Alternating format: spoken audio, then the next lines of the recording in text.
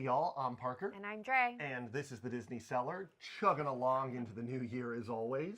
And today we're climbing aboard the Carolwood Pacific Railroad. To give you a brief history of how one of Walt Disney's favorite pastimes, and a couple of visits to the Griffith Park merry-go-round, which you would know all about if you watched our Walt Disney Company in Los Angeles episode, would eventually lead Walt down a track and straight to the founding of Disneyland. I see what we did there. Did you see it?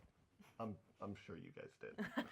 Walt Disney's passion for trains is, well documented is probably an understatement. And one of the most personal and intimate reflections of that love is the Carolwood Pacific Railroad. The story of this miniature railroad, which played a significant role in both Walt's life and his broader vision for his theme parks, is a very, very important chapter in the story of not just Walt Disney, but the Walt Disney Company as a whole as well. Walt Disney's fascination with trains began in his childhood.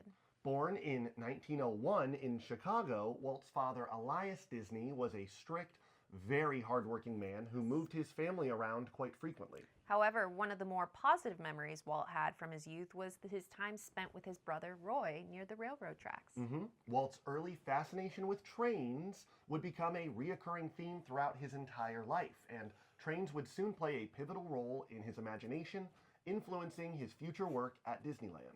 As a young adult, Walt would often visit train stations and ride various trains as a way of escaping the stresses of work. So peaceful. If you haven't ridden a real train in a long time, I highly recommend it. And his love for trains grew over the years, and when he became an adult, he began collecting model trains to add to his own personal collection. This interest in model railroads was not just a hobby, it was an inspiration. Walt would incorporate trains into his work at Disneyland, with the Disneyland Railroad becoming one of the park's earliest and most beloved attractions. Don't forget, Walt traveled by train when he first arrived in Los Angeles in 1923, opening the door to a wonderful world of new possibilities and opportunities. Which, again, you'd know about if you watched that Walt Disney Company in LA episode. In the late 1940s, Walt Disney's love for trains became deeply personal when he had the opportunity to build a miniature railroad, like literally in his own backyard. Walt purchased a large property in the Holmby Hills in California on North Carolwood Drive in 1949. With the expansive property and a desire to create a personal train system, he decided to build a miniature railroad that would run through his back and his front yards. This railroad would not only be a fun personal project, but also a place where he could share his love for trains with all of his family and his friends.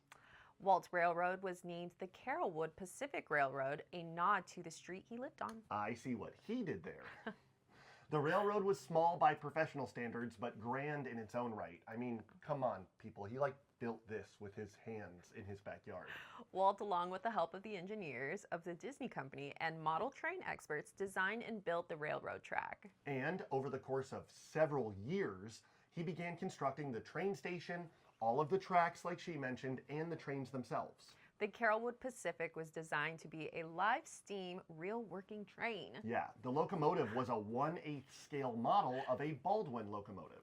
Affectionately named Lilly Belle after Walt's wife Lillian Disney, the train ran on a loop that circled the property, passing through tunnels and a trestle bridge, good lord.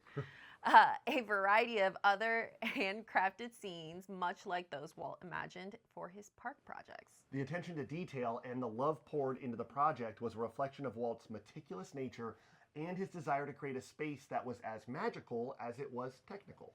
But the Carolwood Pacific Railroad was more than just a backyard model. It symbolized Walt Disney's creativity, his desire for technical excellence, and his endless curiosity. Walt treated the railroad as a fully functional, operational train system. He had a personal stake in the construction of every piece, designing and creating some of the more intricate elements himself. And yes, people, it even had its own ticketing system. The project was also a source of entertainment and joy for his children, friends, and visitors, providing a glimpse into Walt's love for playful innovation. And Walt's passion for the Carolwood Pacific also influenced his thinking about Disneyland. Many of the elements that she mentioned from the railroad, such as the detailed scenery, the realistic train cars, and the immersive environments, would later be incorporated into Disneyland's layout and all of its attractions. In fact, Walt would often discuss how his experience with the Carolwood Railroad influenced his own vision for Disneyland's own full-scale railroad. Yeah. The Disneyland Railroad. Sadly, the Carolwood Pacific Railroad's time in Walt Disney's backyard was relatively short. After just over a decade in 1953, Walt and his family decided to sell their home on Carolwood Drive, which meant that the miniature railroad, which had been such a personal and magical project for Walt, had to sadly be dismantled. However, the railroad's life and significance did not end with the sale of the house. He decided to preserve the railroad for future generations. And after making arrangements for the train to be relocated to Griffith Park in Los Angeles, very close to that merry-go-round, it would eventually become part of a museum dedicated to model trains, as he himself was a member of the Los Angeles Live Steamers, a nonprofit public benefit corporation founded in 1956 for the purpose of educating the public about railroad history and lore. The Los Angeles Live Steamers Railroad Museum in Griffith Park would be the new home for the Carolwood Pacific Railroad and still is to this very day. The museum is a haven for model railroad enthusiasts, offering a space where people of all ages can enjoy and learn about the history and importance of live steam locomotives. The transfer of the Carolwood Pacific to Griffith Park was a fitting tribute to Walt Disney's love of trains, as well as his commitment to sharing that passion with others. At Griffith Park, the railroad has become part of the museum's permanent collection and is displayed for public viewing. The museum, which is run entirely by volunteers, is dedicated to preserving the history of live steam trains, and Walt's personal railroad added a unique and important chapter to this story. The Carolwood Pacific Railroad was restored and put on full display, where it remains an iconic piece of Disneyland and Disney history. The barn that housed it at his house is still there as well. In addition to the train itself, the museum also preserves documents and photographs that illustrate Walt's involvement with the Carolwood Pacific Railroad. And the Walt Disney Carolwood Foundation, which was formed in 2007, continues to help preserve and maintain the history of the railroad and its lifelong legacy. The Carolwood Pacific Railroad stands as a testament to Walt Disney's personal interests and how his passions influenced his broader creative vision. The miniature railroad was not just a hobby, it was a direct precursor to Disneyland, and one of the first steps towards making his dreams of creating a magical, immersive experience for the public a reality.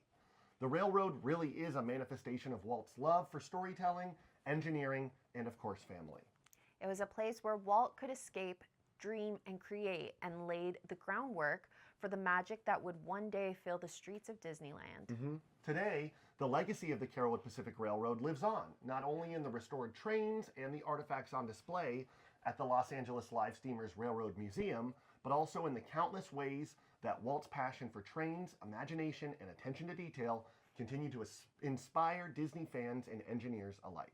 The Los Angeles Live Steamers Railroad Museum offers rides on the third Sunday of the month from 11 a.m. to 3 p.m. on their miniature passenger cars, as well as access to their museum. Public train rides are a suggested donation of $4 per person. I'm going to do it. And riders must be at least 34 inches tall and be able to sit upright on a bench-style riding car for at least 20 minutes. They sadly do not allow babies to ride on their trains, but the rules are for your safety and the enjoyment of everyone. You must also not be heavier than 350 pounds to ride the trains because for safety reasons pertaining to the railroad's miniature scale. And that about wraps things up for us today. We really do need to get going because we're finally going to go see the Live Steamers Museum for the first time today. We've been trying for months to get in on a Sunday. Yeah. So be on the lookout for a POV coming soon, but for now, this is the Disney Cellar. I'm Parker. And I'm Dre. And we hope you have a magical day. And we really do have to get going because today is the third Sunday of the month and they are open. So if you're just watching this now, there might still be time, but they do close at 3. Sadly. I'd be there all day if I could. Yeah. Just go round and round. We're going to ride the train many times. Oh my gosh, I'm so excited. How many $4s do we have to bring? A lot of $4. Lots of $4s. Lots. Many $4s.